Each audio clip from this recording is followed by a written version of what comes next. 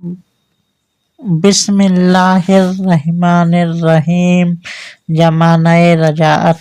आपकी वालिदा मोहतरमा का बयान है कि पूरे ज़माने रजाअत में आपका यह हाल रहा कि साल के तमाम महीनों में आप दूध पीते रहते थे, लेकिन ज्यों ही रमज़ान शरीफ का महीना शुरू होता तो आप एक दिन को दूध की बिल्कुल रग़बत ना फरमाते थे और रमज़ान शरीफ का पूरा महीना आपका यह मामूल रहता कि तुलूए आफ़ताब से लेकर ग़ुरूबे आफ़ताब तक क़तअन दूध नहीं पीते थे, ख्वाह कितनी ही वो दूध पिलाने की कोशिश की जाती।